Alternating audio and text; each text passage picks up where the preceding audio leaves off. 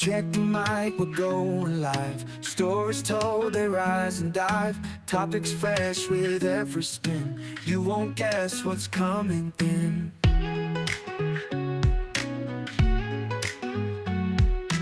Every week a new surprise. Minds awake, never lies. Conversations bold and free. Tune in now, just wait and see. This podcast is uncalled for. Catch us here, there's so much more.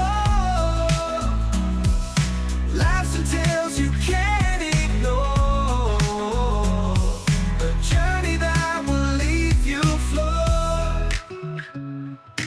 In the night or in the day, just press play, we're on our way. Voices sharp. Hi everybody, welcome to another episode. This podcast is uncalled for. I'm joined today by Linda Eastburn. Linda, please go ahead and introduce yourself. Oh, yes, I'm Linda Eastburn. I live in Springfield, Missouri, and I'm a real estate investor as well as an intuitive instructor.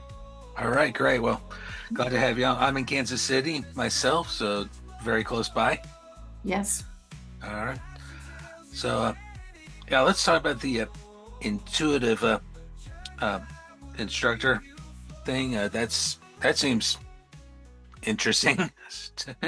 So, let's start there. I'd be happy to talk about that. All my life I had noticed that I had like kind of a unusualness of being able to see things before they happen, to be able to kind of know things. So in about 1990, I decided to pursue knowledge of that a little bit more, and took a lot of classes that enabled me to have a greater sense of focus and concentration, first of all, because you have to be very aware of your physical body, where that gut instinct, that gut feeling starts, kicking in very strongly.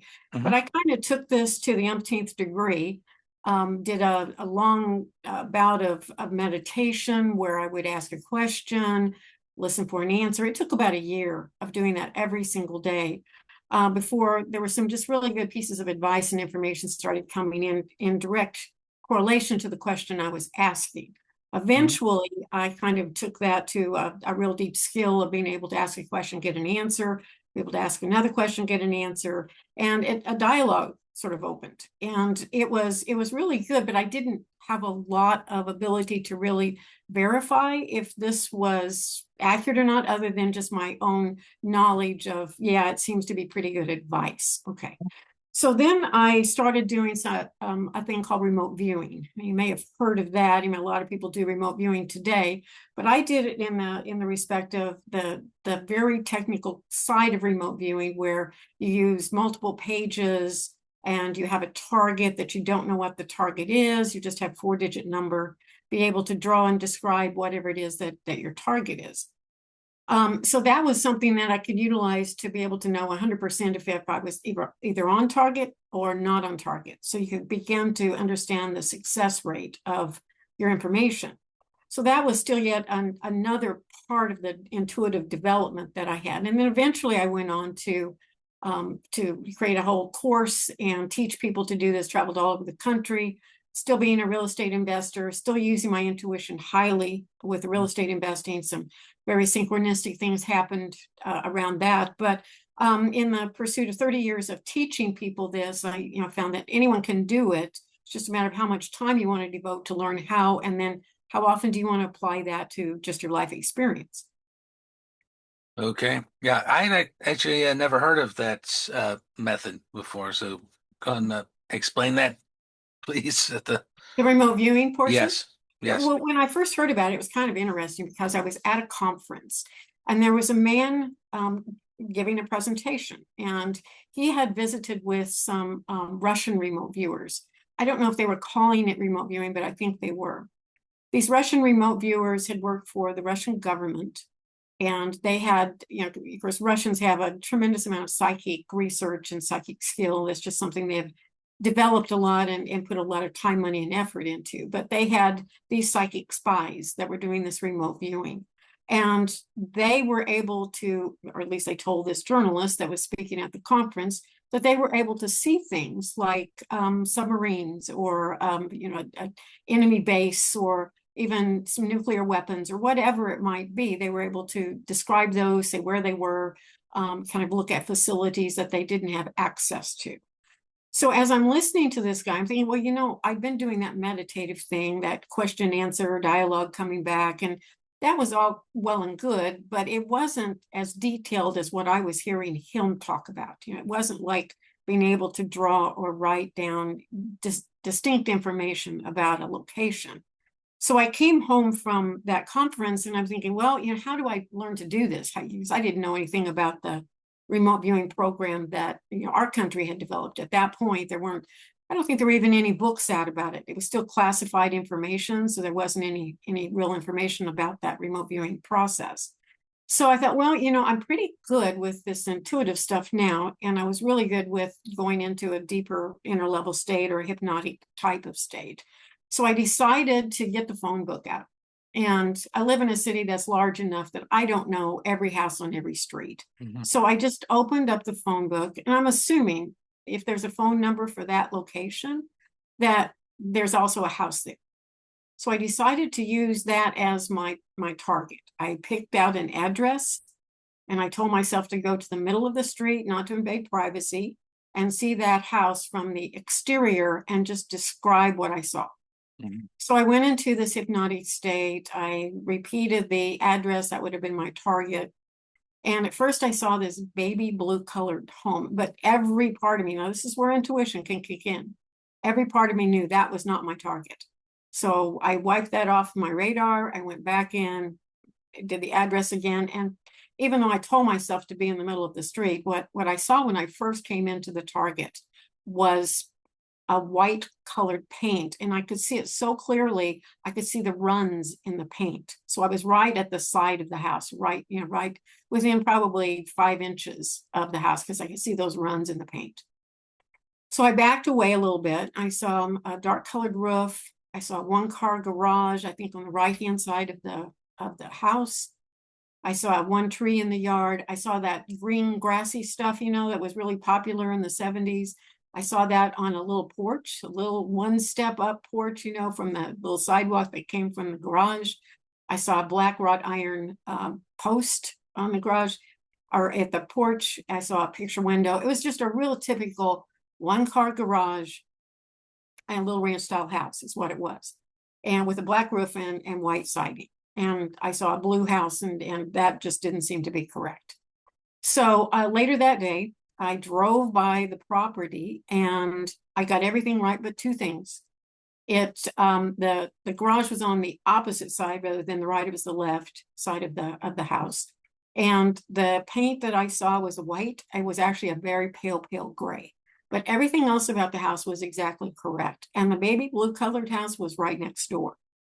Now, later on, I found out whenever I actually started studying with some of the military trained remote viewers, I found out from them that it is not uncommon when you go into a target that you will go to something that is more interesting than the target itself sometimes, because your mind will just wander. It'll just go over there. So I think the baby blue colored house was far more interesting than this little blah, you know, 1-car garage, ranch style house that I was looking at. So I think that's probably why that popped in first, is because it caught my attention first. So I went on to practice using this method for about a year. I would do 3 or 4 of these a week. And then I go by and I look at them. And what I found was I was either spot on target with the house, or I was completely off. So I had to look and see how many times do I get it right as opposed to how many times do I get it wrong. And that way I could assess my accuracy rate. And I was pretty high. I had a pretty good accuracy rate on that. But then I had to challenge myself a little bit more because, as you know, and I know, houses only have so many colors. There's only so many styles. You know, I mean, you could guess at a lot of those and probably get it right. So I decided to make it a little bit more challenging. And I would say at the end of my session, I would ask myself, what is one thing at this property that sets it apart from every other property around it? And I would sometimes see a boat in the right-hand side of the backyard, tarp down with a blue tarp.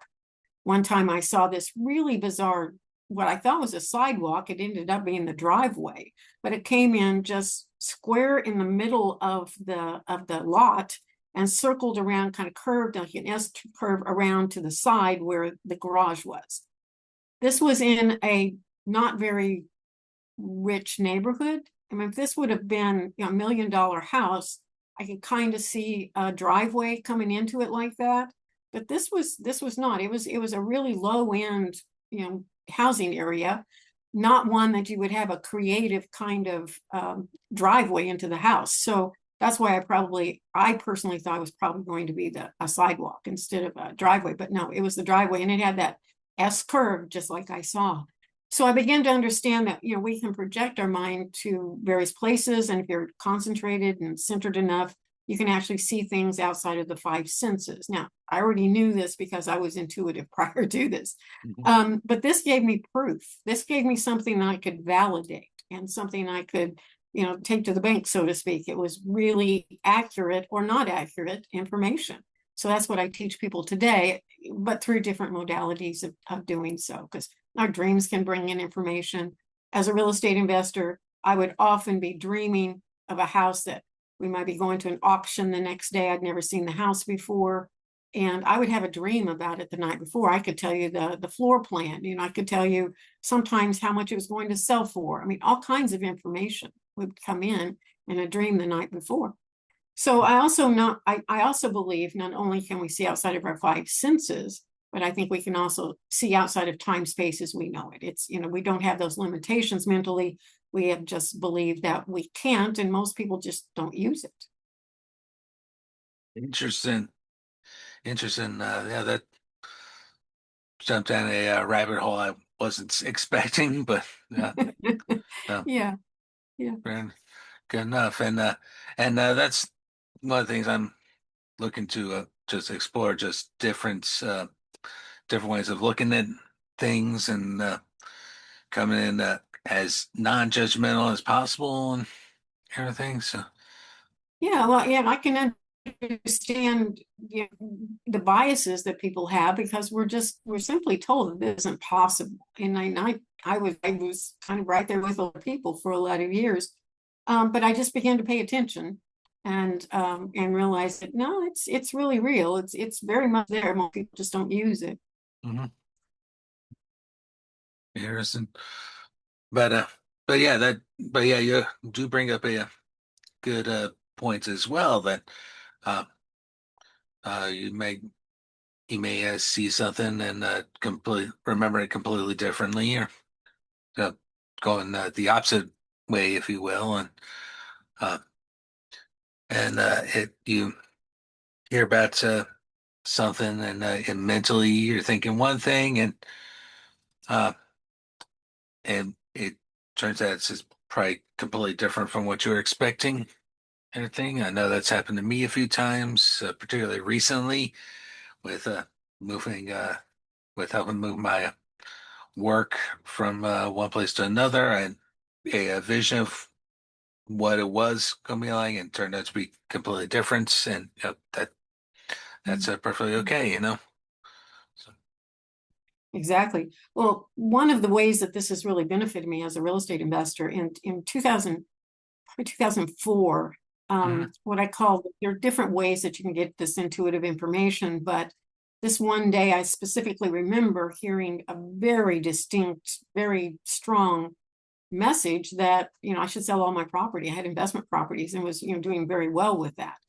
And I could not fathom, I couldn't reason my way through that. Why? Why would I do that? Why would I possibly sell all of my real estate when it's doing so well? But I've done this long enough, or I listened to this long enough to recognize that there's probably something this is trying to tell me, because sometimes it will keep you out of danger.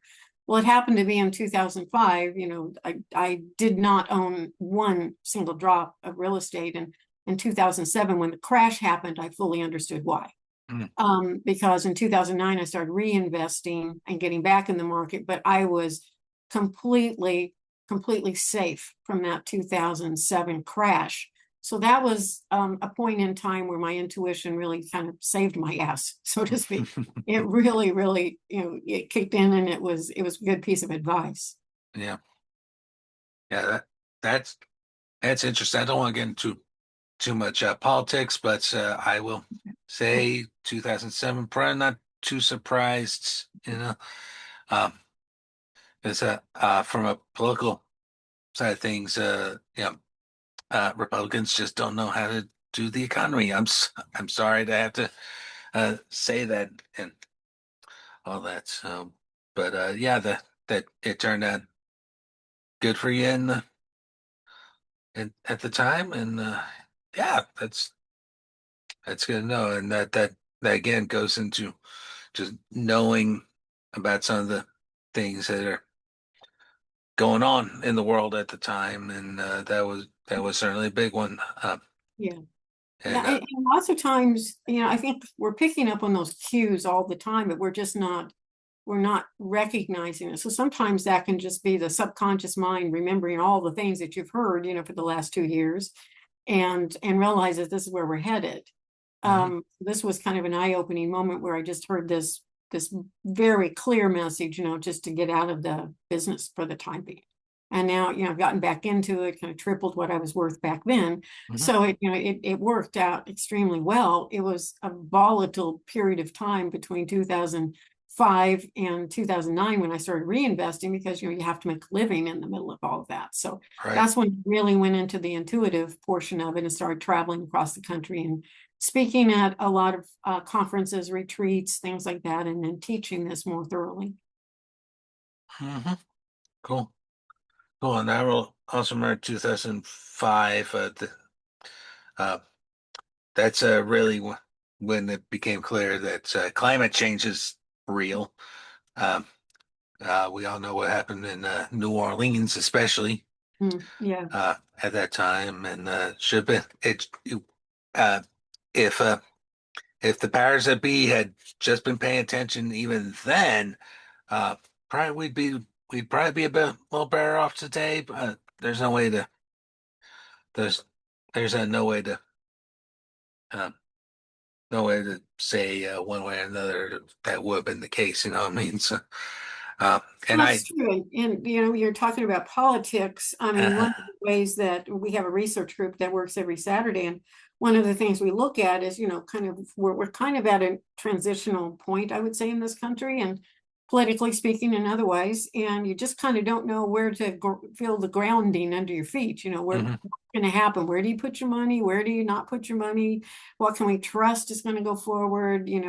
I'm older, so I'm looking at all the Medicare stuff and Social right, Security stuff, all of those things, big questions for people, big questions for my generation and the generations to come. So we look at the future and kind of get our bearings on where we can go. So that's another way that you can use, intuition. mhm, Now, I'm not one, that takes something just, flat out and say, oh, well, that's 100%, because I understand the fallacy of this. It's not 100%. So you have to be very cautious, do your homework, you know, make sure that you feel like your reasoning and your logic kicks in along with it. It's a dual kind of understanding, but it can certainly be a good guiding post. right, right. Um, Heck, I'll give an example from this week on the intuition. So I've had issues the last few years with uh, my hands. With sometimes have feel like I'll describe them as stroke-like symptoms. Uh, uh, I'm on a ton of medications right now because of it, but I just started getting a tingling in my hand, particularly my uh, left hand, and my arm just all of a sudden went limp, and had to get taken care of. That's sort of one of those things. Am I having a heart attack? Am I having a stroke, or is it just the nerves just all out of whack? Everything. Wound up for a couple of hours in the emergency room, getting some intravenous fluids and feeling a little better as a result. So I guess that's an example of um, intuition based on your experience and based on personal experience and everything. Uh, Did they find out if it was the nerves or if it was something circulation? It likely is. They wanted to put me in an MRI, but remembering the last time I was put in an MRI that I lasted all of 4 or 5 minutes, it was definitely not a comfortable experience and one I don't ever want to repeat again. So, Yeah, I understand that. I'm assuming that you're on a regimen of B vitamins to help your nervous system, are you? uh, not at the moment, but there was a point in time I had a B12 deficiency, and Mhm. uh, yeah, so not fun. No, no, those things and lots of things can heal the nerves or block the nerves. So, you have to be conscious of that. I'm not a medical doctor, so I can't diagnose anything Right. or prescribe anything, but just talking about my own system, as you get older, you lose a lot of stability, and balance and things like that. And I just tend to do, the B12, and then Mhm. a regimen of B vitamins all the way around to kind of helps. Yeah. I'll be seeing my doctor on Monday to follow up. Mhm. So I'll probably have to ask him about getting back on those. So, yeah. Uh, let's, yeah, I think uh, certainly intuition, based on personal experiences, uh, uh, can be helpful, not just what you're describing with real estates, but in everyday situations, I would think too. So, would you agree Yeah, with I that? mean, I have this practice, and it's one of the things I teach people in the SPY program. My new book, Spy Your Way to Power and Success, is about, using your intuition, that gut feeling in day-to-day life as well as Hmm. business. But it's one of those things that every morning, I do a short, fairly short meditation, 10-15 minutes, Hmm. and just ask about my day and what do I need to be aware of? What do I need to pay attention to? There could be something come along that day that I would completely ignore that could be a really great opportunity for me if I would just pay attention to it. So sometimes it's just centering yourself and getting coordinated with your next day's experience, Hmm. and being able to be prepared to act on those too. We can get so caught up in routine sometimes, and we just have the same day over and over and over again. So a lot of things we miss, tons of stuff that Hmm. might be important or relevant to not only our financial success but also happiness in life. Just being able to not negate that.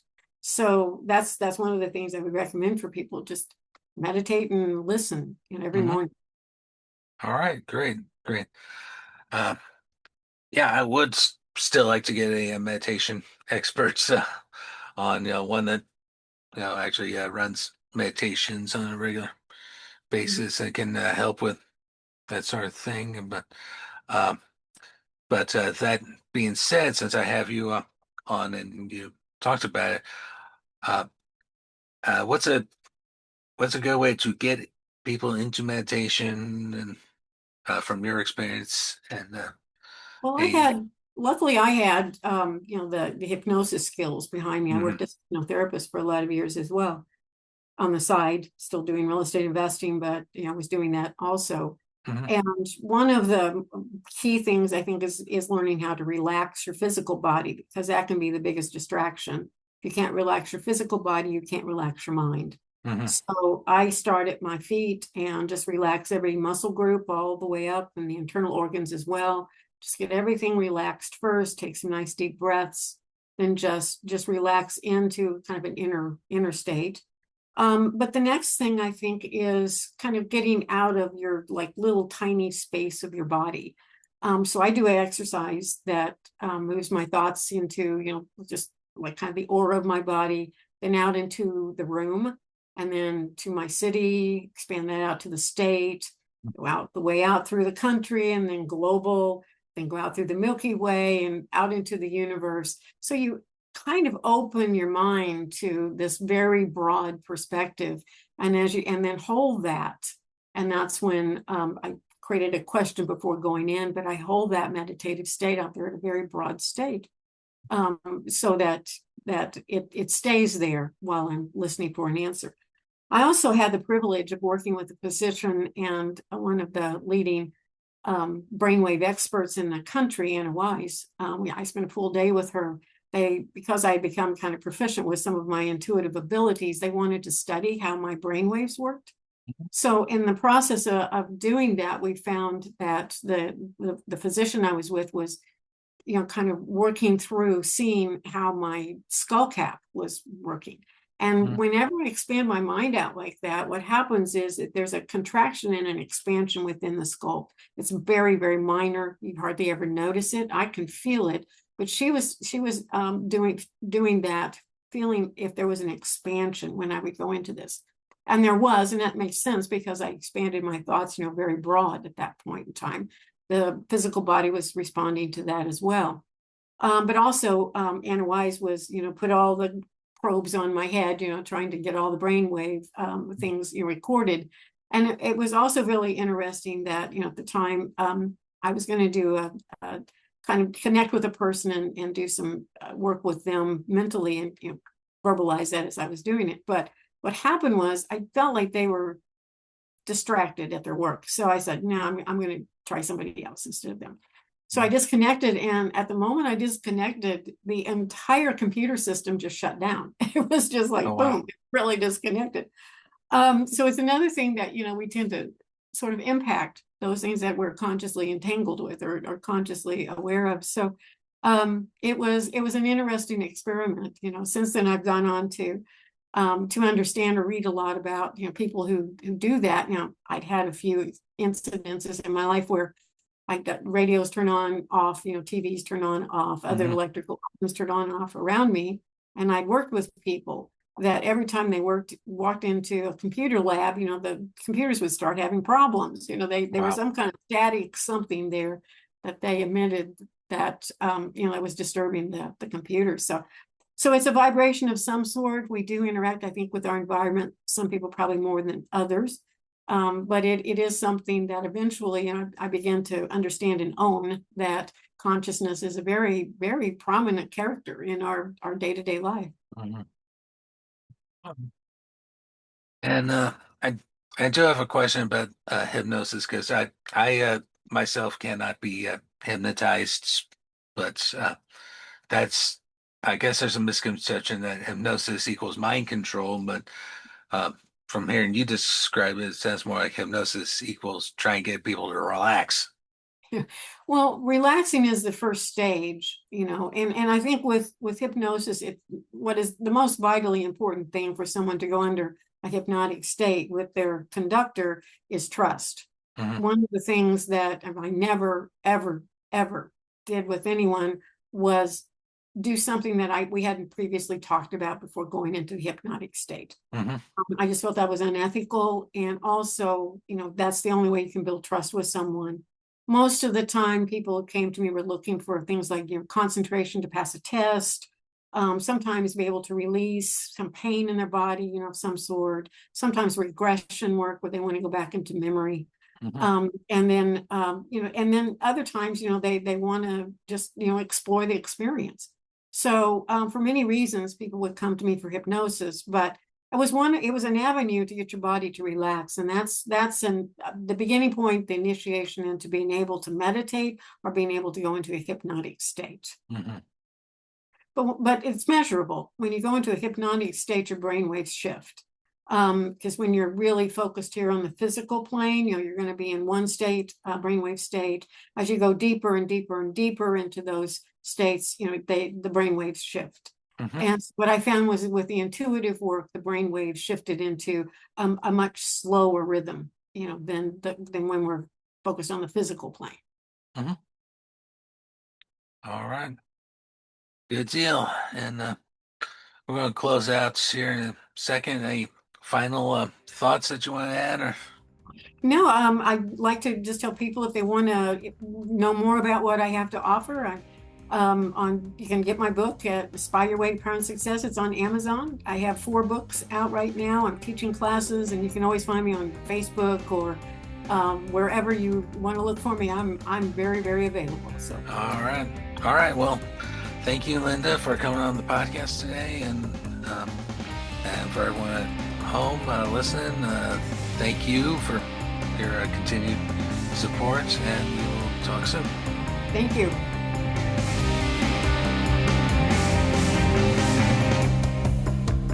This podcast is Uncalled For, is hosted, produced, and edited by myself, Mike Chernevsky. Our opening music is This Podcast is Uncalled For theme music, created at suno.com, suno.com. And our outro music is She Who Wandered, Infatuation by Yoshimasu Kamiya. Licensed under Creative Commons Attribution License. You can find this and a lot more music at freemusicarchive.org.